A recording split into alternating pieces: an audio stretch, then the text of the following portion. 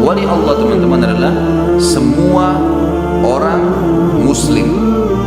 Ada garis bawahnya kata muslim. Selain muslim, walaupun sealim apapun, nggak ada hubungannya. Semua atau setiap orang muslim yang menerapkan semua perintah Allah, baik mengerjakan kepatuhan atau meninggalkan larangan. Semua muslim yang menjalankan perintah Allah, baik mengerjakan perintah atau meninggalkan larangan. Dan dalam mengerjakan perintah ini, wali Allah itu tidak memilah mana yang wajib, mana yang sunnah. Semua dikerjakan. Selama masih ada sedikit yang tidak dikerjakan, maka predikat ini hilang dari dia. Nggak ada. Nanti akan kita rincikan masalah itu. Yang jelas semua perintah, mau wajib, mau sunnah. Orang-orang seperti ini tidak usah lagi ditanya. Sholat duha bukan lagi 2 rakaat, 12 rakaat maksimal. Sholat nggak pernah ketinggalan takbiratul ihram pertama di masjid. Di saf awal mereka bersaing semuanya. Tiap hari baca Al-Quran. Mereka jalankan seperti para sahabat, 1 hari 10 juz, 3 hari khatam. Semua maksimal.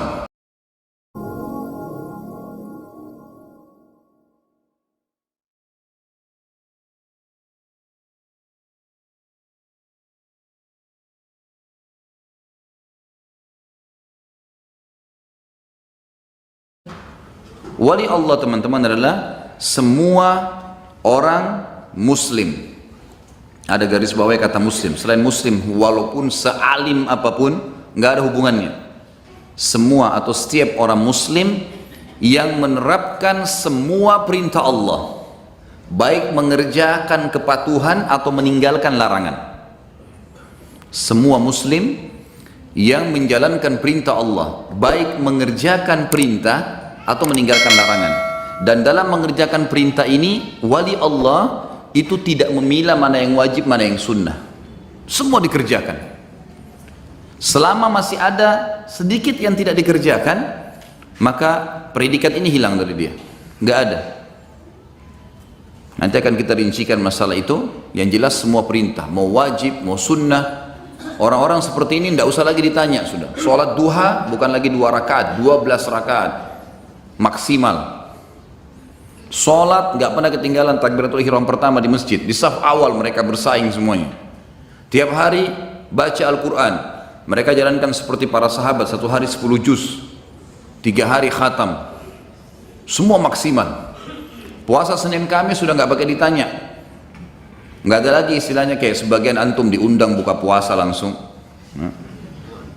Baru diajak dikasih teh botol sudah buka puasa. Baru dikasih nasi goreng 1 bungkus buka puasa. Nggak ada itu dalam wali Allah.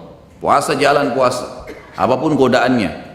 Sunnah, apalagi wajibnya, nggak ditanya lagi wajib. Kalau meninggalkan larangan, mereka akan meninggalkan yang haram dan yang makruh. Haram nggak pakai ditanya lagi udah. Semua haram itu habis dalam hidup mereka, nggak ada lagi. Haram nggak akan disentuh, nggak akan dilihat, tidak akan dicoba-coba. Begitu juga dengan yang makruh. Contoh misalnya ulama hadis, mereka menjadikan salah satu syarat orang ini thiqah, bisa dipercaya, terima hadisnya, kalau dia meninggalkan yang makruh. Yang haram nggak dibahas lagi. Artinya kalau makruh aja ditinggalin, apalagi yang haram. Tidak pernah ada perawi hadis minum berdiri. Makruh, tapi nggak pernah dikerjain sama mereka. Nggak pernah ada perawi hadis itu yang makan sambil jalan, nggak ada. Memang tidak dilanggar sama mereka. Karena tolok ukurnya, kapan dia melakukan hal yang makruh, berarti ada sesuatu yang dia anggap remeh dari Nabi SAW.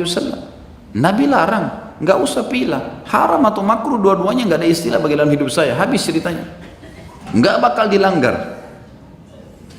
Ini rincian dari definisi wali itu sendiri. Mengerjakan semua perintah, baik mengerjakan perintah Allah SWT wajib atau sunnah, meninggalkan semua larangan haram ataupun makruh. Kalau ini sudah berjalan teman-teman sekalian, tentu ini pondasinya adalah sesuai dengan Al-Quran dan sunnah. Karena Imam Syafi'i rahimahullah mengatakan begini, kalau ada orang terbang di udara atau jalan di atas air, jangan pernah kau percaya dia sebagai wali Allah Kalau dia cerita tentang dirinya, saya sholat malam setiap malam, saya dan saya, ini semua kalimat saya dan aku ini kalau sudah keluar dari mulut seseorang, lupain dia waliullah ini, nggak ada ceritanya. Saya sudah bantu sana, saya sudah ini, saya sudah itu, saya sudah lakukan dan seterusnya. Ini habis sudah.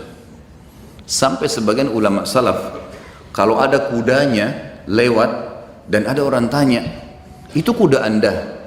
Itu titipan Allah. Dia nggak bilang, iya kuda saya. Nggak ada. Antum baru pakai motor, iya motor saya. Iya mobil saya. Itu rumah saya, lihat nggak? Lihat pekah ya, sampai mereka tidak pernah menisbatkan apapun yang sifatnya dunia kepada diri mereka, nggak pernah sama sekali. Nggak ada ceritanya ini rumah saya, ini mobil saya, ini nggak ada ceritanya. Saya bertanya, itu kuda anda? Titipan Allah. Ini titipan Allah, ini titipan Allah, semuanya. Dia merendah di hadapan Allah Subhanahu Wa Taala. Jadi ini hal yang mendasar sekali, yang menjelaskan kepada kita tentang poin ini. Kalau ada orang yang memperkenalkan dirinya, biasanya ada beberapa majelis yang menisbatkan diri pada ilmu, kemudian kita bisa tahu kebohongan di dalamnya. Kalau orang itu ditemukan sebelum bicara, ada banyak murid-muridnya bicara memuji-muji dia. Kenapa dipuji-pujiin? Ini guru saya begini, ada gurunya di situ. Ini guru saya begini, guru saya begini, guru saya begini, dengarkanlah. Tidak perlu promosi. Tidak pernah ada sahabat mengatakan, ini Rasulullah, dengarkanlah. Tidak pernah ada sahabat mengatakan, si fulan ini, dengarkanlah. Dia mau bicara, dia naik, dia sampaikan tahmid dan salawat, dia sampaikan lillahi ta'ala, selesai, bubar semua. Nggak butuh pujian kok, semua untuk lillahi ta'ala. Kadang-kadang ada orang sengaja, dia menyampaikan dirinya, promosikan, lalu ini mempromosikan. Untuk apa dipromosi ini? Imam Syafi'i loh berkata ini, kalau seandainya ada orang sengaja promosikan dirinya, lupain udah ini. Atau engkau belum memperhatikan cara sujudnya, apakah sesuai dengan ajaran Nabi SAW atau tidak. Kata Nabi SAW, umirtu an asjuda lisab'ati a'dha. Aku diperintahkan sujud dengan menggunakan 7 anggota tubuh. Dahi dan hidung, 2 telapak tangan, 2 lutut, 2 telapak kaki. Kau perhatikan sujudnya, sama dengan Rasulullah SAW enggak? Tidak promosikan dirinya enggak? Ibadahnya wajib dan sunnah semua dikerjakan, haram dan makruh ini hilang dari hidupnya. Sudah selesai semua. Itu ada, baru kita bisa kasih predikat itu. Kitanya yang kasih, bukan dia. Ini teman-teman sekalian, kalau sudah dilakukan kaidah sederhana tadi ini, tapi memang dalam realitanya butuh upaya yang besar, maka akan muncul karamah-karamah. Apa itu karamah? Kelebihan yang Allah berikan kepada hamba-hamba pilihannya untuk membuktikan kedekatannya kepada Allah. Nanti akan kita sebutkan banyak contohnya. Seperti diantaranya adalah Salman Al-Farisi dan Abu Darda radhiyallahu anhuma pernah makan makanan dan mereka mendengarkan suara tasbihnya makanan itu. Mereka dengar dalam riwayat yang sahih. Ada di antara sahabat Usaid bin Khudair radhiyallahu anhu lagi sholat malam baca Quran, malaikat datang dengarkan bacaannya. Sampai dia melihat ada cahaya putih yang menembus langit dan dia melapor ke Nabi SAW. Kata Nabi SAW, hai Usaid, demi zat yang jiwa Muhammad dalam genggamannya, kalau kau baca Quranmu dari malam tadi sampai subuh ini sampai pagi, niscaya penduduk Madinah akan melihat malaikat yang datang mendengarkan bacaanmu. Nah, emang kita temukan pribadi-pribadi unggul ini luar biasa. Sahabat itu tidak mengenal yang makruh, apalagi yang haram. Memang luar biasa sudah. Mereka sudah tidak pakai diskusi lagi, gitu. Orang-orang yang datang melanggar di Madinah itu biasanya orang-orang yang baru masuk Islam, orang yang, kalau sahabat sudah nggak ada. Sampai kata para sahabat, kami di zaman Nabi SAW, kalau sudah terdengar azan, maka kami berlomba-lomba ke masjid sampai seseorang di antara kami ditopang oleh temannya untuk ke masjid, dan kami, sampai dia berdiri di shaf memegang pundak temannya sambil sholat. Dan tidak ada orang yang meninggalkan sholat 5 waktu bersama Nabi SAW berjamaah kecuali munafik. Gak ada lagi nih, sudah tidak ada alasan, oh cuma hujan sedikit di rumah aja deh. Apalah alasannya tidak bersolat berjamaah? Ini sudah nggak ada. Teman-teman sekalian, makin kita menjaga hubungan dengan Allah Azza wa Jalla, makin kental kita mendekatkan diri kepada Allah Subhanahu wa taala, makin kita paksakan, maka makin dekat Allah dengan kita. Misal contoh, antum praktekin, buat jadwal 1 bulan dari sekarang atau 1 minggu dari sekarang, 1 bulan lah dari sekarang, coba antum buat sebuah catatan sederhana amal ibadah yang sudah antum kerjakan yang menurut antum paling sempurna pribadi. Tidak usah liatin ke orang lain, tulis misalnya sholat 5 waktu, saya dari tanggal 1 Muharram ke akhir Muharram saya akan mulai, atau misalnya 1 Oktober sampai akhir Oktober saya mau coba sebulan nih.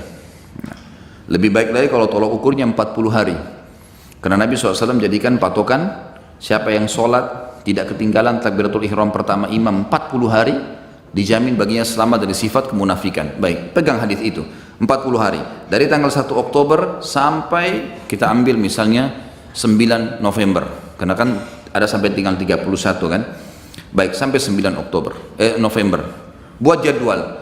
Itu memang harus dipaksakan, paksa, nggak pakai cerita main-main. Ini harus buat program dan antum harus mulai sendiri, paksain. Mau apapun godaannya, tidak ada ceritanya. Seperti antum kalau lagi lapar, orang mau bicara apapun antum tidak pusing, yang penting saya harus makan dulu karena laparnya berbahaya. Seperti itu butuhnya dengan ibadah. Antum lagi haus, orang mau ngomong sebentar, saya mau minum, haus. Begitu antum buat program ibadah sekarang. Lebih penting daripada makan dan minum sementara kita lapar dan haus nih. Buat jadwal, sholat 5 waktu. Saya harus on time. Jadwal, buat jadwal sholat, mulai, start, subuh, duhur, asar, maghrib, isya, buat catengan. Besok lagi, terus paksain. Karena 40 hari jaminan selamat dari sifat munafik. Antum tidak akan pernah dusta seumur hidup, tidak akan pernah ingkari janji, tidak akan pernah khianati amanah, tidak akan pernah berbuat curang. Jaminan dari baginda Nabi SAW. Dan tidak mungkin Nabi salah. Tidak mungkin Allah salah.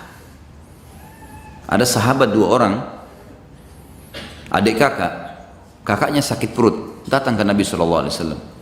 Ya Rasulullah, adiknya bilang, kakak saya sakit perut. Kata Nabi SAW, minumkan madu, kasih madu. Adiknya kasih madu. Rupanya adiknya buru-buru, kakaknya masih kesakitan, kembali lagi ke masjid. Ya Rasulullah, kakak saya masih belum sembuh. Apa kata Nabi SAW? Minum lagi, cari obat lain? Tidak. Nabi ajarkan sebuah konsep dasar ini. Kata Nabi SAW, Allah pasti benar dan perut kakakmu yang bohong.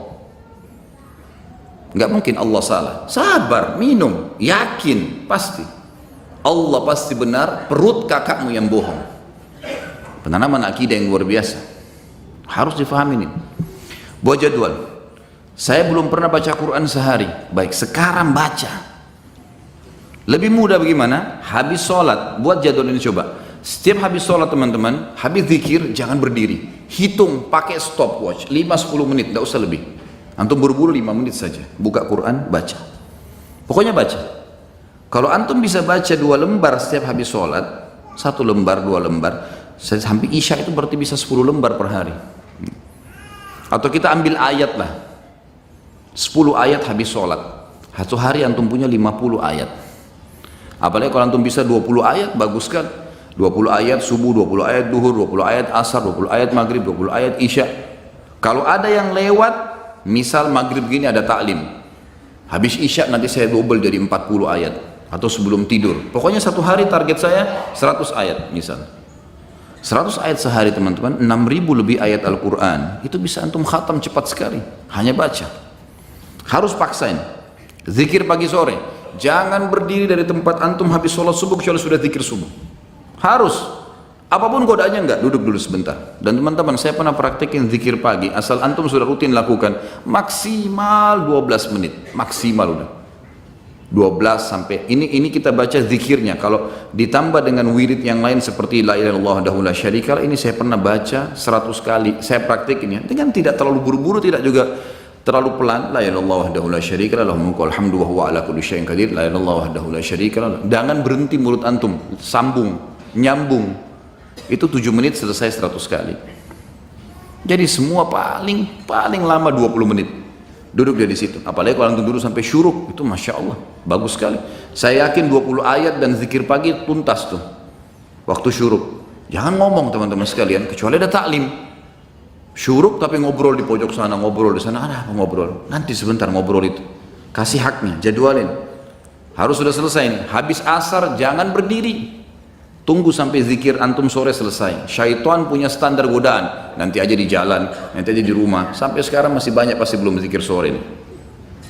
Syaitan suka goda. Duduk, paksain, jadwalkan, gitu kan?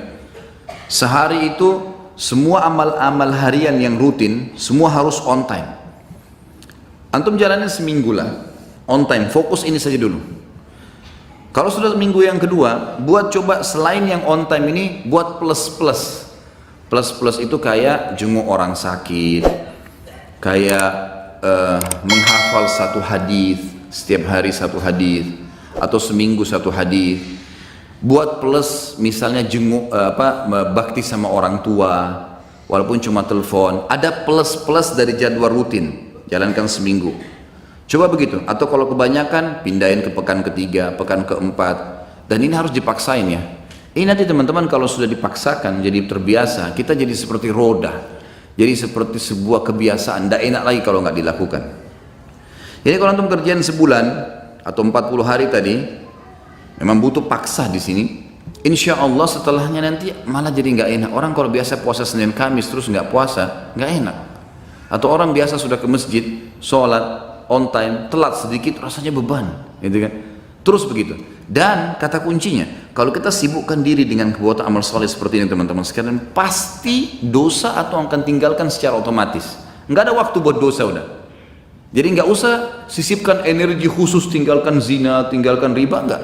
Sibukkan diri dengan amal soleh yang antum akan tinggalkan nanti. Karena ini penting di sini. Sibukkan diri dengan amal soleh maka dosa akan kita tinggalkan. Kalau ini terjadi, akan terjadi banyak karamah. Sebagian ulama menyusun ada beberapa tingkatan karamah itu.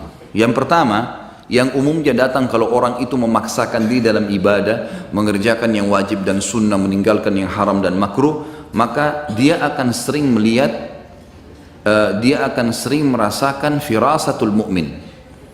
Yang kata dalam hadis Nabi SAW, kata Nabi SAW, firasatul mu'min benar. Ada sebuah perasaan yang kita rasakan, orang ini baik atau tidak baik. Jadi ini bisa dibedain ya dengan sesuatu kalau antum belum dekat sama Allah. Itu berarti belum tentu benar, bisa dari syaitan, sangka buruk. Tapi kalau seseorang sudah paksain diri, sudah jadwal ibadah tadi, antum bisa merasa orang ini mau niat jahat atau ini orang yang mau baik sama kita. Tapi konsekuensi ini dulu nih. Kalau sudah terpenuhi ini baru. Kalau tidak, masih antum Senin Kamis masih jalan. Ada orang sholat 5 waktu, ya, ikhwah banyak. Tapi nggak pernah puasa Senin Kamis. Entah kenapa. Apa udurnya nggak tahu. Mau tunggu mungkin mati, malaikat maut datang baru puasa, Allahu a'lam. Gak ada alasan sama sekali. Kerja, semua orang kerja. Semua panas semua. Ramadan kemarin sudah menghapus semua syubhatnya orang yang tidak puasa. Semua dihapus. Panas iya, kerja iya. Sama semua. Sama, sudah kita dilatih sama Allah SWT, dan wajar kalau orang menjadi lebih baik, wajar, gitu kan? Yang kedua, dia kalau terus memaksakan diri lagi, dia akan mendapatkan yang dikenal dengan ru'yah sadiqah. Ru'yah sadiqah ini, sebagian ulama, tentu tidak semua, mengatakan diambil dari sabda Nabi SAW, mimpi yang benar dari seorang mukmin atau ru'yah sadiqah adalah cabang dari 40 cabang kemukjizatan Nabi. Dalam hadis lain dikatakan tidak tertinggal lagi sesuatu yang benar menjelang hari kiamat kecuali mimpi yang benar dari orang mukmin. Misal antum mau pergi umrah atau mau pergi haji, mimpi lihat Ka'bah. Ada orang tua kita mau datang silaturahim, kita mimpi beliau datang, gitu kan? Banyak hal yang diperlihatkan oleh Allah SWT, mimpi. Dan mimpi itu berita gembira. membuat orang mukmin ini senang. Kata para ulama, kalau orang ini belum memaksakan diri ke target-target tadi, mengerjakan semua perintah wajib atau sunnah, meninggalkan semua larangan haram atau makruh, maka bisa saja mimpinya itu bercampur baur dengan hilm. Hilm ini lawannya ru'ya sadiqah. Ru'ya sadiqah, mimpi yang benar dari Allah, sementara hilm dari syaitan. Jadi kalau antum masih mimpi, nggak tahu ini benar dari Allah atau bukan ya. Nah ini karena masih belum sampai pada itu. Tapi orang kalau sampai pada tingkat ini, sebagian ulama mengatakan seperti sabda Nabi SAW. Memang orang mukmin akan mimpi ru'ya sadiqah itu. Orang mimpi ru'ya sadiqah. Ini yang kedua. Kemudian datang yang ketiga, yang setelahnya adalah hal-hal yang terjadi yang memang Allah Subhanahu wa Ta'ala sesuaikan dengan keadaan orang itu. Bisa saja lisannya menjadi petunjuk bagi orang, seperti misal Umar bin Khattab radhiyallahu anhu di zaman khilafahnya beliau pernah tiba-tiba naik mimbar, kumpulin orang di masjid, lalu beliau mengatakan, hai pasukanku, ke gununglah kalian, ke gununglah kalian. Bahasa begitu. Orang yang lagi di dalam masjid, apa ini? Amir Mukminin bicara apa ini? Ke gunung, tidak ada pasukan di masjid, bukan pasukan ini. Orang belum mengerti pada saat itu. Lalu Umar bin Khattab turun dari mimbarnya. Orang juga nggak ada yang nanya. Selesai.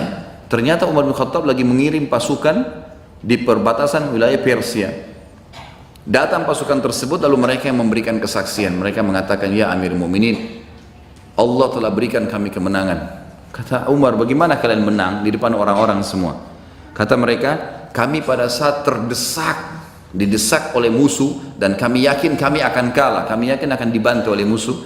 Tiba-tiba kami mendengarkan suara Anda yang berkata, wahai pasukanku, ke gununglah.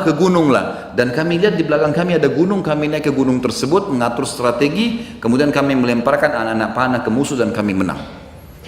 Umar bin Khattab waktu itu yang muncul adalah perasaan dia. Dia tidak bisa lihat ghaib. Umar bin Khattab tahu itu. Tapi ada feeling yang sangat kuat di situ, kalau dia harus ucapkan itu. Maka dia ucapkan dan dibuktikan di lapangan, Allah berikan kemenangan pasukannya. Tapi ini bukan orang-orang yang biasa, bukan orang yang baru Senin Kamis sholatnya, baru 2 kali 3 kali datang taklim, baru tiba-tiba mau, apalagi kalau sudah pakai aku dan saya tadi, lupain sudah ini. Jelas ini? Ini bahasa Indonesia ini. Ya. Jangan lagi tidak faham. Bisa saja kalimat seperti itu hak terucapkan. Beberapa sahabat kadang-kadang menasehatin orang lain itu jadi kaget. Kenapa seakan-akan sahabat ini tahu masalah dia? Begitu datang, sahabat ini Ibnu Abbas mengatakan pada seseorang, kamu semestinya perbaiki rumah tanggamu. Kamu harus buat seperti ini pada anakmu. Orang ini belum bicara. Ibnu Abbas punya perasaan menasihatin orang itu seperti itu. Dan ternyata orang itu memang sedang hadapin masalahnya. Ibnu Umar mengalami hal yang sama. Anas bin Malik banyak mengalami yang sama. Banyak sahabat-sahabat seperti itu. Karena kedekatannya sama Allah Azza wa Jal, maka Allah jadikan dia berbicara menjadi petunjuk bagi orang. Bisa ini terjadi. Bisa yang lain terjadi. Bisa banyak hal yang terjadi, gitu kan? Bisa saja hal-hal yang besar seperti pertolongan di kancah peperangan, doa yang mustajab. Kalau teman-teman ikutin, ada ceramah saya di YouTube tentang serial sahabat yang alhamdulillah sudah sampai 16 sahabat kita bahas. Coba lihat di situ bagaimana karamah-karamahnya sahabat. Sa'ad bin Abi Waqqas yang lagi luka parah di perang lawan Persia, 30.000 orang melawan 240.000 orang. Menang dalam peperangan. Beliau sampai dipikul naik ke atas gunung, lalu beliau dari atas gunung memberikan instruksi. Dari gunung menuju ke bawah ada 25 orang, itu yang menyampaikan lisannya Sa'ad kepada pasukan. Dari jauh, serang sisi kanan, lakukan ini, lakukan itu, dan menang. Jadi Allah berikan kemenangan di tangannya dia, padahal sebenarnya jumlahnya sedikit. Waktu sudah sampai di Madain, ibu kotanya Persia, ada satu sungai khusus itu dibuat jalurnya oleh Persia untuk melindungi Madain, ibu kotanya Persia. Jadi kota ini ada seperti di tengah-tengah, dibuat lingkaran di situ, cukup besar sungai itu. Kalau disebutkan kurang lebih 60 siku, ya berarti sekitar 30 meter lah. 30 meter lebarnya ya. Dan ini sulit untuk dilewatin pada zaman itu. Manusia susah lewatin 30 meter, sungai itu susah sekali dilewatin. Memang dibuat itu, disambungkan air dari lautan yang ada, dari dilindungin. Lalu mereka meletakkan jembatan-jembatan yang besar kalau ada yang mau lewat untuk masuk ke Madain. Ini ibu kotanya.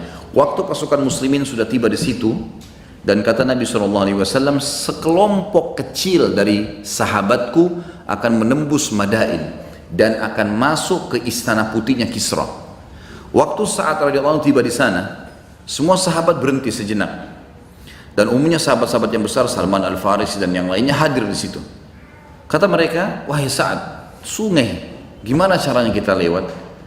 Kata Sa'ad pada saat itu, kalau saya bertakbir 3 kali, ikut saja. Sa'ad pun berdoa kepada Allah SWT diberikan kemenangan, lalu hatinya ingin terjun ke air itu, turunin kuda. Dan dalamnya sungai itu sangat dalam, tidak bisa dipijak oleh kakinya kuda. Kuda biasanya mau jalan di atas air kalau ada pijakan, kalau enggak dia tidak bakal sentuh. Maka Sa'ad pun bertakbir 3 kali, semua pasukannya lewat. Kata Salman Al-Farisi, demi Allah kami di atas air itu seperti mengapung, dan kuda kami ya seperti sedang jalan di atas daratan. Dan kami ngobrol, nanti kalau kita pulang ke Madinah, nanti kalau kita begini. Padahal ini di depan Madain. Sampai seluruh pasukan Persia mengeluarkan bahasa Persia mengatakan, yang sedang datang jin bukan manusia. Mereka tinggalkan Madain, lari, termasuk Kisra sendiri lari, sampai hanya sahabat memasuki tempat tersebut. Terjadi pada seseorang sahabat yang mulia, dan bukan mustahil terjadi pada seseorang di antara kita. Tapi ingat kata kuncinya tadi, memang orang ini sangat dekat dengan Allah dan memaksakan